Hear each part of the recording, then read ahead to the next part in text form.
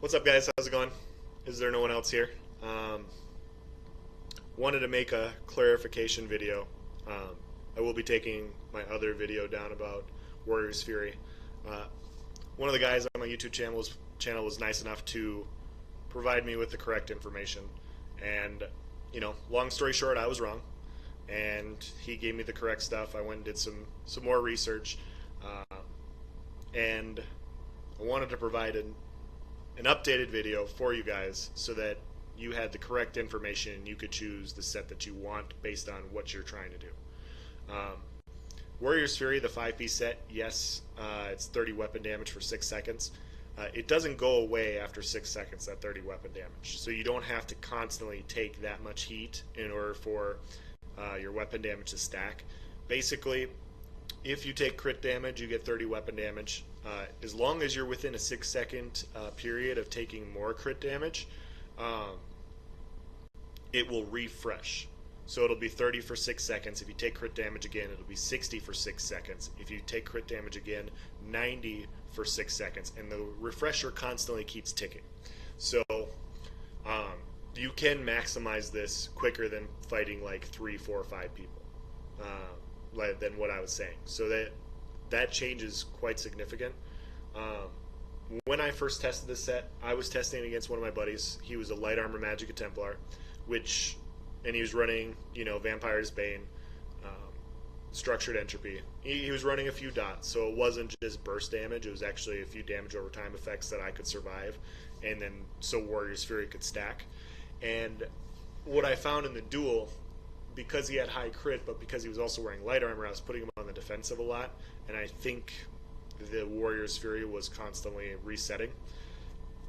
And so I wasn't really realizing the damage. And so what happened was, I dueled him about 10 times with Fury. I think I was running like Fury, Werewolf Hide, 2 Bloodspawn, whatever. All I did was I took off Fury, and I put on Black Rose, and I liked Black Rose more. And then I took off Black Rose, and I put on Hundings, and Hundings I was doing a lot more damage than I was with Fury. And so I found in a 1v1, personally, I didn't fight a Magicka DK, so I'm just going to state that if you fight a Magicka DK, Warrior's Fury will proc, and you will have a lot more uptime.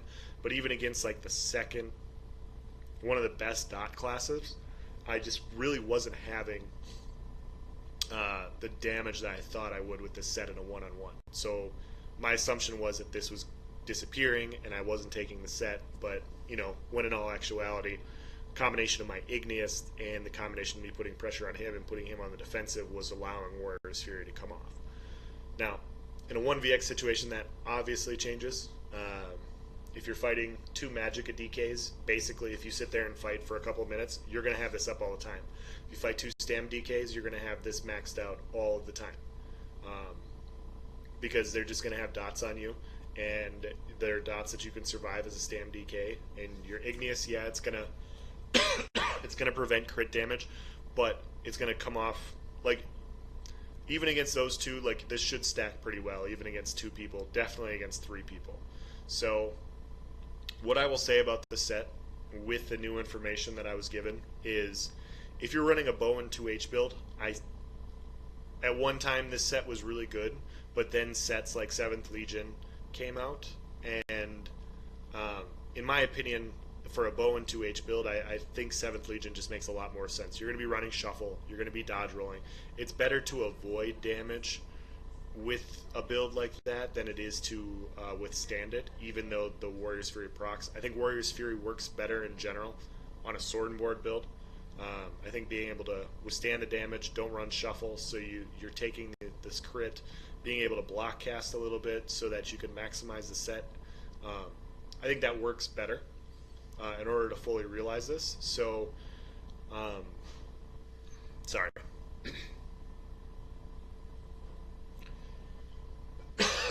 I'm sorry, I still have my cold.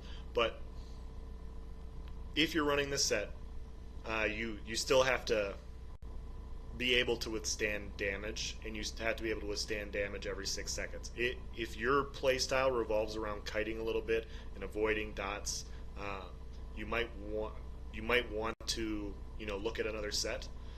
If you're running in a group where you have a healer that's keeping you healed and you're constantly fighting like 5 on 15, and they have caltrops down, you're getting hit with poison injection, but your healer's kind of keeping you alive, and you're really surviving.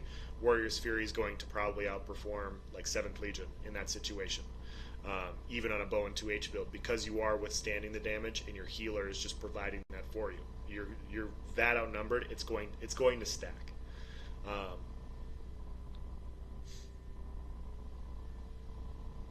In a one-on-one, I would still lean toward, my assumptions, even though the set, like how I thought it worked and how it actually works has changed. I still think that there are many other sets that are better than Warrior's Fury in a dueling situation. Like the uptime on 7th Legion will be up basically all the time against the classes that you're hoping to maximize this on. So instead of 750 weapon damage for the 5-piece for this, you get 500 for 7th. So you're missing out on 250. 7th gives you crit instead of the max stamina for the 3-piece, whatever.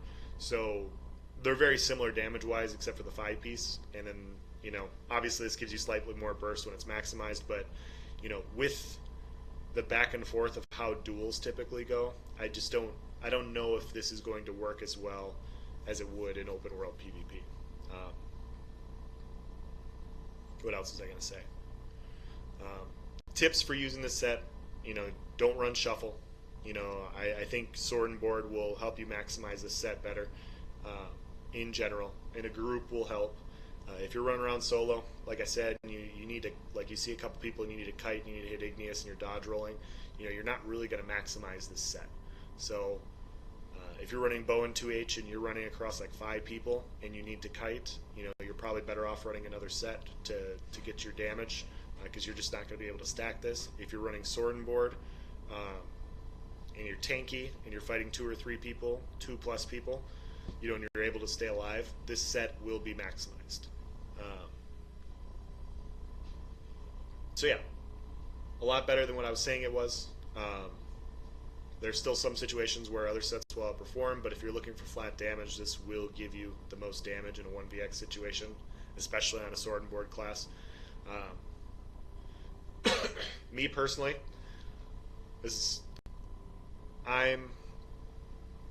even with this new information, I will probably still stick with 7th Legion on most of my builds, because the heal on 7th Legion has no cooldown. So when you're fighting this many people, I have a 10% chance to gain 1500 health. So while only losing 250 weapon damage on the 5-piece, 250 for me, isn't enough to, tip the scales. Like, do I want 250 weapon damage or do I want the 1500 heal? In that situation, I'm going to lean 7th in most situations. Not saying that you have to. Warrior's Fury will give you more damage. More damage is fun. But yeah, in an open world situation, this will outperform Hunting's Rage. This will be a better set than like Clever Alchemist will, because Clever Alchemist, for example, using a potion offensively when you're outnumbered is always kind of troubling, because sometimes you get hit and then you have to go on the defensive and then you don't get to really use the Clever Alchemist proc. This, you can be on the defensive and you get that without having to use your potion offensively. So this, in my opinion, will be better than Clever Alchemist. Yeah. So quick video for you guys. I was wrong. I will keep that up for a little bit longer, and then I'll take the previous video down. My entire goal with this is, I don't care if I'm right. I really don't. If I'm wrong, tell me I'm wrong so I can get the information out there. My goal is to help people out and provide information for the community. And if my information's wrong, then I'm giving people wrong information, and then they're making poor choices based off of wrong information, which is not what I want. So once again, thank you for pointing that out. I'm not being sarcastic. I really do appreciate that. Hopefully this provides better information than I previously had. So thank you. Have a nice day.